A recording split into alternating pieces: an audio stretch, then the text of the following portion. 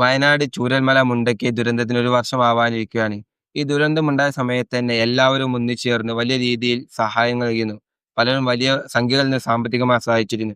ഇപ്പൊ ഈ ഒരു വർഷമാവുമ്പോഴും അതുമായി ബന്ധപ്പെട്ട ഒരു പ്രവർത്തനങ്ങളിലും സർക്കാരിനോ മുന്നോട്ട് പോകാൻ കഴിഞ്ഞിട്ടില്ല. അവരുടെ ഇപ്പൊ നിൽക്കുന്ന സ്ഥലത്ത് വീടിന്റെ വാടകയോ അങ്ങനെയൊന്നും കൊടുക്കാൻ സർക്കാരിന് കഴിയുന്നില്ല. അപ്പോ ഇത്രയും പണം പിരിപ്പിച്ചിട്ട് സർക്കാർ ഇത് എന്ത് ചെയ്യുക എന്നുള്ള ചോദ്യം ഉയർന്നില്ലേ? ഷിബിലി സർക്കാർ എന്ത് ചെയ്യുകയാണെന്നുള്ളൊരു ചോദ്യമൊന്നും ഉയർന്നിട്ടില്ല. കാരണം സർക്കാർ അവർക്ക് കൊടുക്കാൻ വേണ്ടിയിട്ടൊരു ഭൂമി ഏറ്റെടുത്തിട്ടുണ്ട്. ഉം. ഈ ഭൂമി ഏറ്റെടുത്തതിനെ കുറിച്ച് തന്നെ നമ്മൾ പറഞ്ഞാൽ വലിയ തമാശയായിട്ടുള്ളൊരു ക്രൂരമായ തമാശയുള്ളൊരു കാര്യമാണ്. ഉം.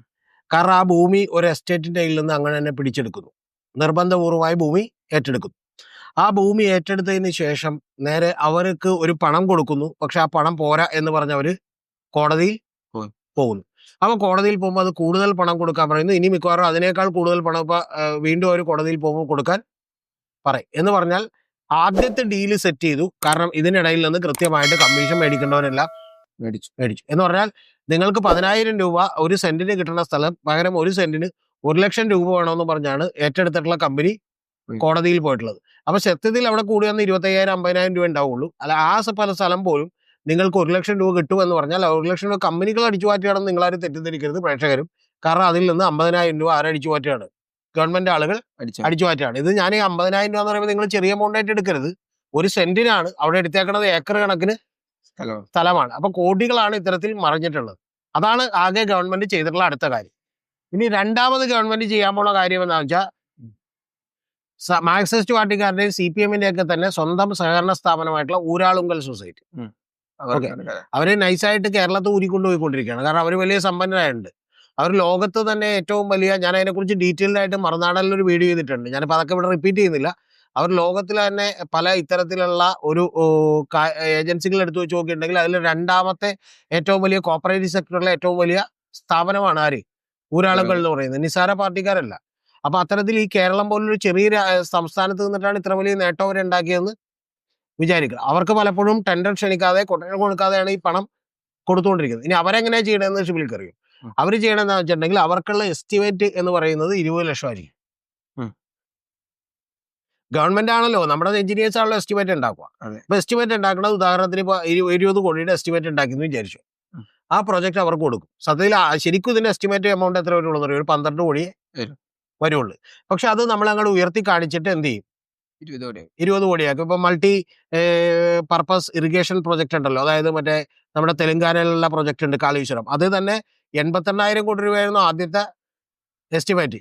പക്ഷെ പിന്നീട് ഒരു സുപ്രഭാതത്തിൽ നോക്കുമ്പോൾ 1,47,000 കോടി രൂപയായി. 1,47,000 അല്ല, 1,47,000 കോടി രൂപയായി. ആ ഇതിൽ തന്നെ അവിടെ തന്നെ അക്കൗണ്ടന്റ് ജനറൽ അന്ന് മേഘ എഞ്ചിനീയറിംഗ് ഇൻഫ്രാസ്ട്രക്ചർ ലിമിറ്റഡ് വെറുതെ 5,700 കോടി കൊടുത്തിട്ടുണ്ടെന്ന് കണ്ടെത്തിയിട്ടുണ്ട്. അപ്പൊ അതിലേക്കൊന്നും ഞാൻ പോകുന്നില്ല. അപ്പൊ അതൊക്കെ വളരെ ആസൂത്രിതമായ തട്ടിപ്പാണ്. അപ്പൊ ഈ 12 കോടി വരുന്ന സാധനം 20 കോടിയാക്കി എന്ത് ചെയ്യും? എസ്റ്റിമേറ്റ് ഇടും എഞ്ചിനീയേഴ്സ്. അപ്പൊ എസ്റ്റിമേറ്റ് ഇടുമ്പോൾ എഞ്ചിനീയർക്ക് ഒരു ചെറിയ ചില്ലറ തടയും. മനസ്സിലായി? ചെറിയൊരു ചില്ലറ എഞ്ചിനീയർക്ക് തടയും, അതുപോലെ എല്ലാവർക്കും തടയും. എന്നിട്ട് ഊരാളുങ്കിൽ എന്ത് ചെയ്യുമെന്ന് വെച്ചാൽ 15 കോടിക്ക് പണി തീർക്കും. ബാക്കി 5 കോടി ഗവൺമെന്റിലേക്ക് തിരിച്ചെടുക്കും. ഇപ്പൊ 2 ഗുണമുണ്ട്. എന്തൊക്കെ ഗുണം? ഒന്ന് 3 കോടി വെറുതെ കിട്ടി പ്ലസ് 5 കോടി തിരിച്ചടച്ചെന്ന് പറയുമ്പോഴത്തേക്ക് എന്ത് ചെയ്യും? വിശ്വാസത ക്രെഡിബിലിറ്റി കൂടി. നിങ്ങൾക്ക് ഒരിക്കലും എതിർക്കാൻ പറ്റില്ല. എന്റെ കൂട്ടത്തിലൊക്കെ ഒരുത്തരുണ്ടായിരുന്നു, ഞാനും ഒക്കെ ചെയ്തിട്ടുണ്ട്. അതായത് നമ്മുടെ ഇപ്പൊ ഞാൻ ചെയ്തിട്ടുണ്ട് സത്യം പറഞ്ഞ ഷിബിലി. ഇപ്പൊ അവിടെ നിന്ന് ഒരു സാറ് നടന്നു തന്നെ കാണുകയാണ്. ഇംഗ്ലീഷ് പഠിപ്പിക്കുന്ന മാത്യു എന്ന് പറയുന്ന ഒരു പ്രൊഫസറാണ്. അപ്പൊ അദ്ദേഹം നടന്നു തന്നെ കാണുകയാണ്. അപ്പൊ നമ്മൾ മുണ്ടാണ് കൊടുത്തേക്കണം. അപ്പൊ എല്ലാവരും എന്ത് ചെയ്യുന്ന വെച്ചാൽ ദൂരേന്ന് വരുമ്പോ തന്നെ എന്ത് ചെയ്യും? മുണ്ടിന്റെ മടയിക്കുത്ത് അഴിച്ചിടും. മനസ്സിലായി? ഞാൻ എന്ത് ചെയ്യുമെന്ന് വെച്ചിട്ടുണ്ടെങ്കിൽ പുള്ളി തൊട്ടടുത്തേക്ക് വരുമ്പോഴേ ഞാൻ മുണ്ടിന്റെ മടയിക്കുത്ത് അഴിച്ചിടും. അപ്പൊ പുള്ളിനെ നമുക്ക് നേർക്ക് നേരെ ഒരു 6 അടി 10 അടി ഗ്യാപ്പിൽ കാണുമ്പോഴത്തേക്കും ഞാൻ പുള്ളിനെ കണ്ടു സർ എന്ന് വന്നിട്ട് എന്ത് ചെയ്യും? അപ്പൊ തന്നെ അപ്പൊ കണ്ട പോലെ അഴിച്ചിടും. അപ്പൊ സത്യത്തിൽ പുള്ളിക്ക് ആരോടാ താല്പര്യം എന്ന് അറിയും? അപ്പൊ അഴിച്ചിട്ടുണ്ടേ. അത് പുള്ളിയെ ദൂരെ കണ്ടിട്ട് മറ്റവരെല്ലാവരും അഴിച്ചിട്ട് നിൽക്കണേ. പക്ഷെ അവർ പുള്ളി വിചാരിക്കണം അവരെല്ലാവരും നേരെ തന്നെ മുണ്ട് മടക്കി കുത്താതെയാണ് നിൽക്കുന്നത്. ഞാൻ മാത്രം ഇപ്പൊ മുണ്ട് മടക്കി. അപ്പൊ അന്ന് എന്നോടൊരു പെൺകുട്ടി പറഞ്ഞിട്ടുണ്ട്, സമ്മതിക്കണോട്ടെ ഈ മാർക്കറ്റിംഗ് ഐഡിയ സമ്മതിക്കണോന്ന് എന്നോട്. അപ്പൊ അതേപോലൊരു പണിയാണ് ഊരാളുകളൊക്കെ കാണിക്കുന്നത്. ഇനി ഷിബിലി അറിയേണ്ട ഒരു കാര്യം എന്ന് പറഞ്ഞാൽ ഇപ്പൊ 100 വീടുകൾ പല ആളുകളും വെച്ചു കൊടുക്കാന്ന് പറഞ്ഞിട്ടുണ്ടായി. അതായത് ഒന്ന് രാഹുൽ ഗാന്ധി വെച്ചു കൊടുക്കാന്ന് പറഞ്ഞു, പിന്നെ മുസ്ലിം ലീഗ് വെച്ചു കൊടുക്കാന്ന് പറഞ്ഞു. ഇങ്ങനെ പലരും വെച്ചു കൊടുത്തതിൽ ഏതാണ്ട് ഒരു 200 വീടുകളോളം ഇപ്പൊ റെഡി ആയിട്ടുണ്ട്. ബാക്കിയുള്ള 400 വീടുകളെ ഇനി ഗവൺമെന്റ് വെച്ചു കൊടുക്കേണ്ടതുള്ളൂ.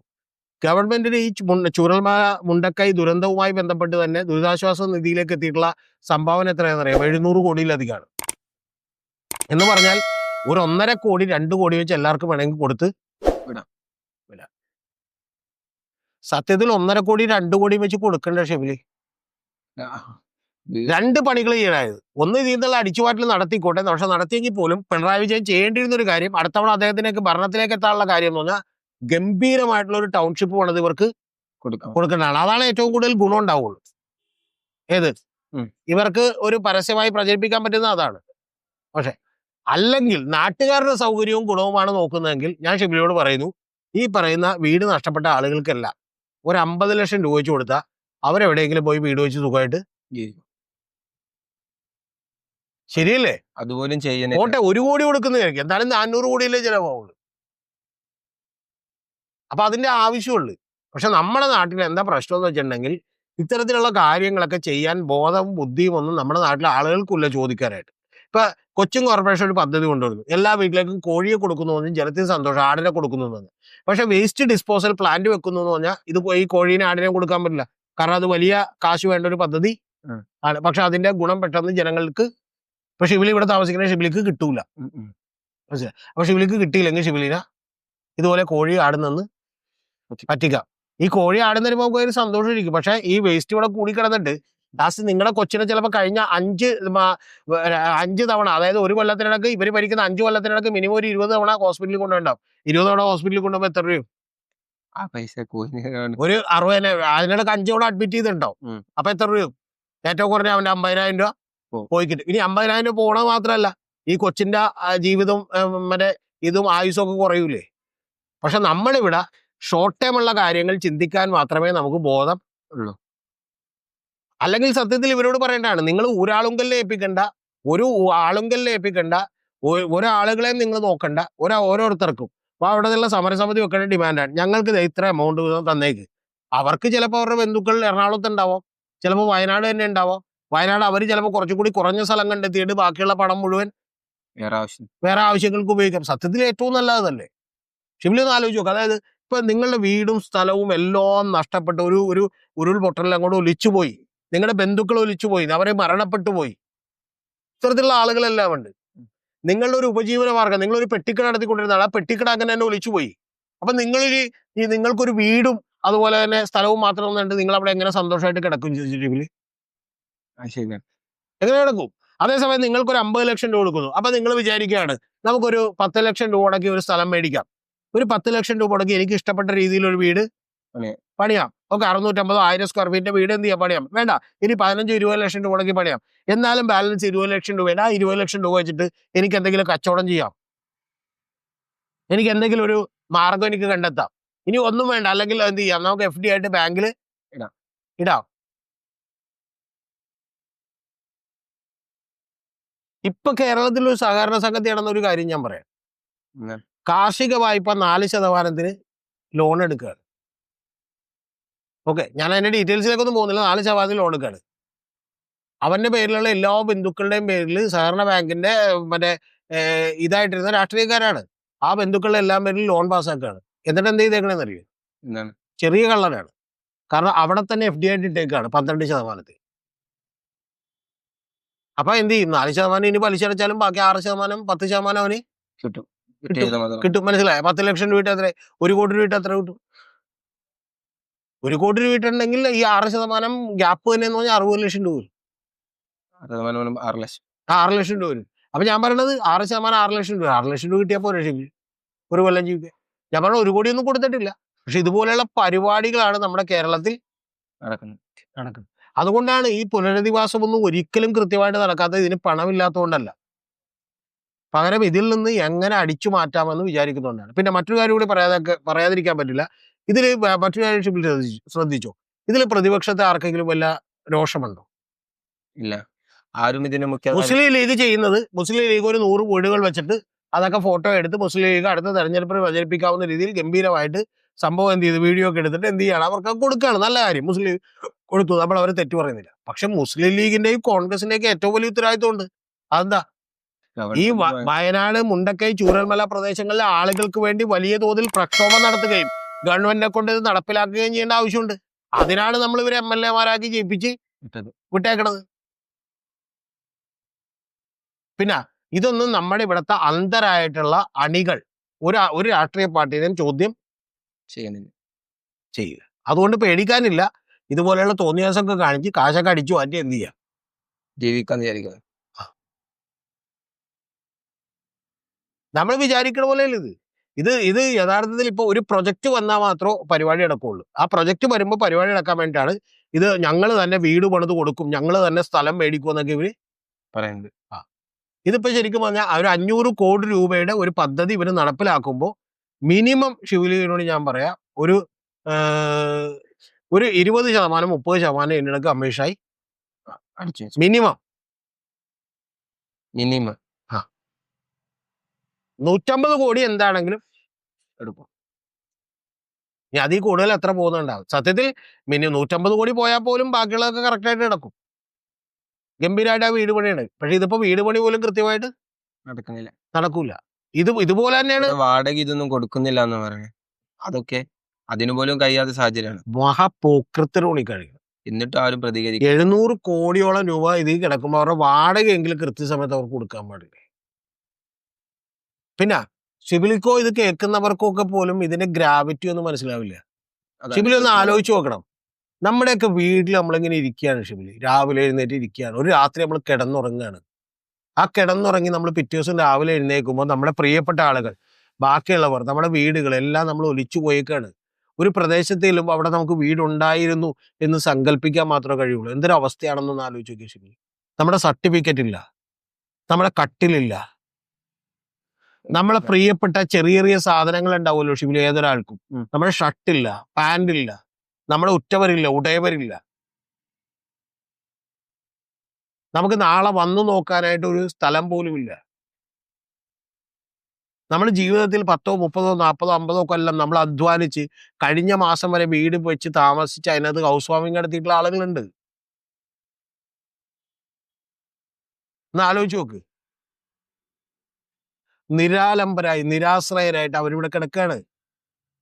കേരളത്തിലെ ആളുകൾ മുഴുവൻ, കുറെ ആളുകൾ പറഞ്ഞു മറ്റേ ഞങ്ങൾ അങ്ങോട്ട് പോയി എന്നിട്ട് ദുരിതാശ്വാസ പ്രവർത്തനങ്ങളിൽ പങ്കാളിയായി അവർക്ക് കൊണ്ട് ചോറ് കൊടുത്തു, ഊണ് കൊടുത്തു. ഷിബിലി അതൊക്കെ കാര്യം തന്നെ, നല്ല കാര്യമാണ്, ഇല്ലെന്ന് പറയുന്നില്ല. പക്ഷെ അതിനും അപ്പുറത്തേക്ക് ഷിബിലി അവരെങ്ങനെ ജീവിക്കും? അതന്നെ എല്ലാവരും പറഞ്ഞതാണ്. അവർക്ക് വീട് മാത്രമല്ല, അവർക്ക് എല്ലാ സാഹചര്യവും ഒരുക്കി കൊടുക്കണം. അതിനുവേണ്ടി കേരളത്തിലുള്ള ഏതെങ്കിലും ഒരു പദ്ധതിയിൽ ഈ പുനരധിവാസം കൃത്യമായിട്ട് നടന്നിട്ടുണ്ടോ? ഇപ്പൊ മൂലമ്പള്ളി ഒരു പ്രൊജക്ടിന് വേണ്ടി നമ്മൾ സ്ഥലം എടുത്തതാ.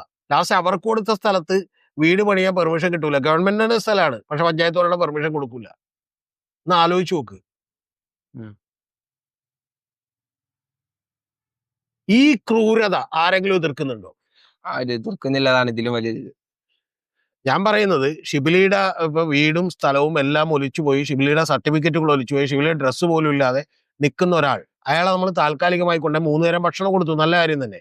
പക്ഷെ അതിനും അപ്പുറത്തേക്ക് ഇതിനെ സുരക്ഷിതമായി താങ്കൾ ഇവിടെ ജീവിക്കുമ്പോൾ ഞങ്ങൾ സ്റ്റേറ്റ്, ഞങ്ങളുടെ ഗവൺമെന്റ് ഞങ്ങളെ സംരക്ഷിക്കും എന്ന് പറയുന്ന ഒരു തോന്നലുണ്ടാക്കേണ്ട ഉത്തരവാദിത്തം ഈ ഗവൺമെന്റുകൾക്കില്ലേ? ഇവരെന്തിനാ സ്ഥലം മേടിക്കാൻ നിൽക്കണേ? ഞാൻ പറഞ്ഞ ഇവര് കാസർഗോഡോ ഉടുപ്പിയിലോ മറ്റേ ഇവിടെ ബാംഗ്ലൂരിലോ ചെന്നൈയിലോ എവിടെയെങ്കിലും പോയി താമസിച്ചിട്ട് ഈ കേരളം വിട്ടുപോയാൽ 10,000 രൂപക്ക് സ്ഥലം കിട്ടുന്ന ഒരുപാട് ഉണ്ടല്ലോ. കേരളത്തിൽ പോലും ഉണ്ടല്ലോ 10,000 രൂപ ഒരു സെന്റ്. എവിടെയെങ്കിലും പോയി അവർ ജീവിക്കട്ടെന്നേ. നിങ്ങൾ 400 കോടി 500 കോടി മുടക്കണ്ടെന്നേ. നിങ്ങൾ പകുതി 200 കോടി എടുത്ത് 400 കുടുംബക്കാർക്ക് കൊടുത്തുവിടും. എന്തുകൊണ്ടാണ് ഇത് ചെയ്യാത്തത്? ഇത് ചെയ്യാൻ എന്താ തടസ്സമുള്ളത്?